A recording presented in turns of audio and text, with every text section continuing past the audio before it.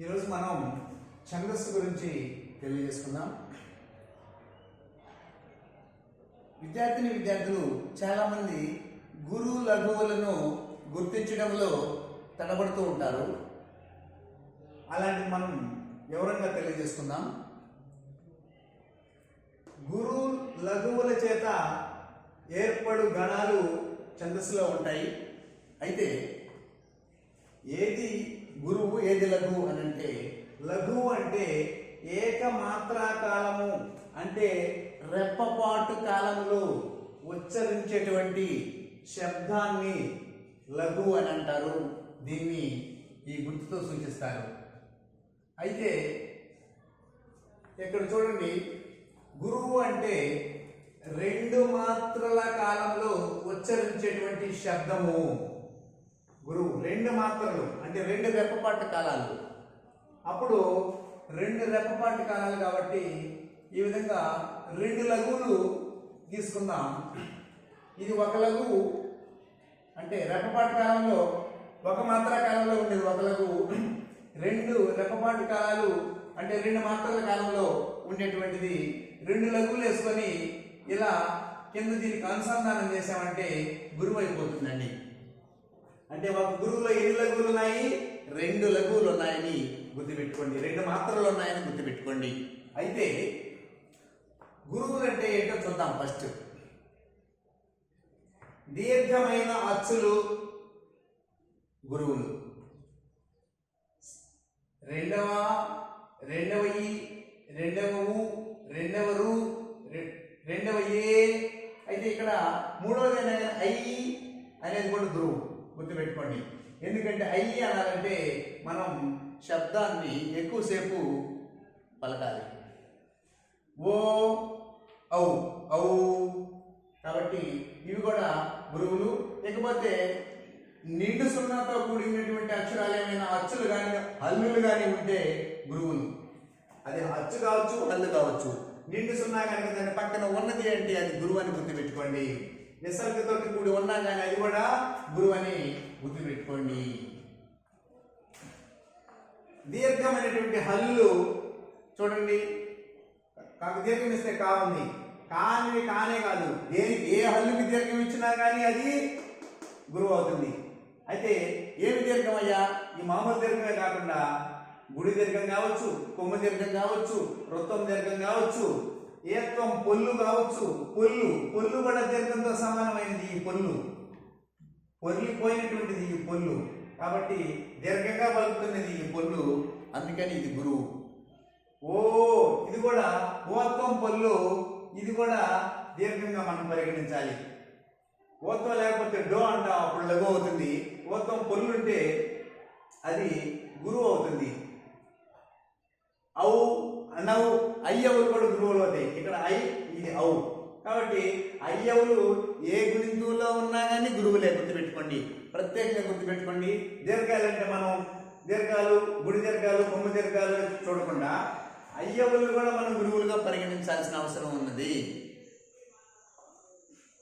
పొల్లు హల్లుతో కూడిన అక్షరాలు గురువులు. పొల్లు హల్లుతోటి కూడినవి నన్న, లన్న. అయితే ఇవి ఎన్ని అక్షరాలయ్యా? మనం చూసేదానికి 2 అక్షరాలు అలా కనిపిస్తున్నాయి. అది ఒక అక్షరం మాత్రమే. ఎందుకనంటే అక్కడ ఒక అక్షరంలోనే అచ్చు ఉన్నది. ఎన్ని అచ్చులు ఉంటే అన్ని అక్షరాలుగా మనం పరిగణించాలి. ఇక్కడ నాలో అచ్చు ఉన్నది, ఇన్ ప్లస్ ఆ, నా. కాబట్టి నాలో అచ్చు ఉన్నది, ఇందులో అచ్చు లేదు. ఇక్కడ లాలో అచ్చు ఉన్నది, లాలో ఏముంది? ఆ ఉంది. లా, ఆ, చివరిలో ఆ వలికింది కాబట్టి ఇది అచ్చు ఉంది. దీనికి అచ్చు లేదు. ఏ అచ్చు వచ్చి పక్కన చేరినా కానీ కలుపుకునే దానికి సిద్ధంగా ఉంది. ఇది ఇన్ హలంతం కాబట్టి ఇది ఒకే అక్షరము. ఈ ఒకే అక్షరాన్ని ఒక గురువుతోనే మనం సూచిస్తాము. కాబట్టి ఇవి 2 అక్షరాలు మాత్రం కాదని గుర్తుపెట్టుకోండి. ఒక అక్షరంగా గుర్తుపెట్టుకోండి. 2 కలిసి కూడా ఒక గురువు అవుతుందని గుర్తుపెట్టుకోండి. అయితే సంయుక్తాక్షరానికి ముందున్న అక్షరం గురువు అవుతుంది. ఇది సంయుక్తాక్షరం అండి. 2 వేరు హల్లుల కలయికను సంయుక్తాక్షరం అని అనొచ్చు. కాబట్టి ఇది రమ్యలో మ్యా అనేటువంటిది సంయుక్తాక్షరం కాబట్టి దీనికి ముందు గురువు అవుతుంది. ఎందుకని ఇది గురువు అవుతుందయ్యా? రమ్య అనేటువంటి పదం పలకాలంటే ఈ మ్యా అనేటువంటి శబ్దం కంటే రా అనేటువంటి అక్షరం పలకడానికి ఎక్కువ సమయం పడుతుంది. రమ్య మ్యా అనేది కట్ అయిపోయింది. మ్యా అని రమ్ అన్నప్పుడు 2 మాత్రల కాలం ఇక్కడ పలికింది కాబట్టి ఇది గురువు అయింది. దీని యొక్క శబ్దము ఒకే పదంలో ఉన్నప్పుడు మాత్రమే ఈ శబ్ద ప్రభావం దీని మీద పడి దీన్ని డబల్ చేసి ఇది గురువుని చేసింది. అలాగే ద్విత్వాక్షరానికి ముందున్న అక్షరం కూడా గురువు కాబట్టి ఆ అనేది గురువు అయింది. మా మాత్రం లఘువే అయింది.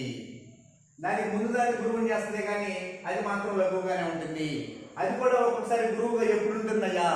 దాని పక్కన 0 పెట్టామనుకో ఇప్పుడు ఇది కూడా గురువే. ఎందువల్ల గురువు అయిందంటే చాలా మంది ద్విత్వాక్షరం ఉన్న అక్షరాన్ని సంయుక్తాక్షరం ఉన్న అక్షరాన్ని విద్యార్థులు ఏం చేస్తున్నారంటే దీన్ని కూడా గురువుగా గుర్తిస్తున్నారు.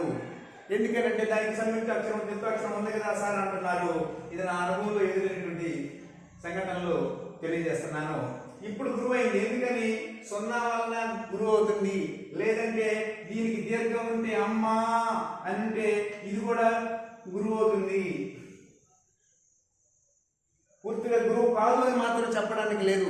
చాలా మంది సంయుక్తాక్షరానికి ముందక్షరం గురువు అనేసరికి ఇంకా యాక్చువల్ ఏ పరిస్థితిలో ఉన్నదో తెలుసుకోకుండా కూడా దాన్ని లఘువులు చేసేటువంటి వాళ్ళు కొంతమంది ఉంటారు. కాబట్టి అందుకని ఈ విషయాన్ని మీకు క్షుణ్ణంగా తెలియజేస్తున్నాను. దానికి కూడా పక్కన 2 0 కానీ లేకపోతే ఇంకేమైనా దీర్ఘం కానీ ఉంటే అది కూడా గురువులు అవుతాయి. ఆ దీర్ఘాలు 2 0 చేతే గురువులు అవుతాయి కానీ అవి సంయుక్త ద్విత్వాక్షరాల వల్ల అవి గురువులు కాలేవు. అవి వేటిని గురువులు చేస్తాయ్యా? దానికి ముందున్న అక్షరాలని గురువులు చేస్తాయి. కాబట్టి రమ్యలో ఉన్నటువంటి రా, అమ్మలో ఉన్నటువంటి ఆ గురువు అయినాయి. రైట్. అయితే ఒక ఉదాహరణ చేద్దాం. ఆమె ప్రధాని అనేటువంటి ఈ వాక్యంలో ఆ అంటే దీర్ఘంగా ఉంది కాబట్టి గురువు, మే అనేటువంటిది ఇక్కడ దీర్ఘం లేదు కాబట్టి ఒక లఘు, ఇక్కడ ప్రా అనేటువంటిది దీర్ఘం లేదు కాబట్టి ఒక లఘు పెట్టుకున్నాం. దానికి దీర్ఘం ఉంది కాబట్టి గురువు పెట్టుకున్నాం. నీ అనేటువంటి దానికి లఘు పెట్టుకున్నాం, దీర్ఘం లేదు కాబట్టి. అయితే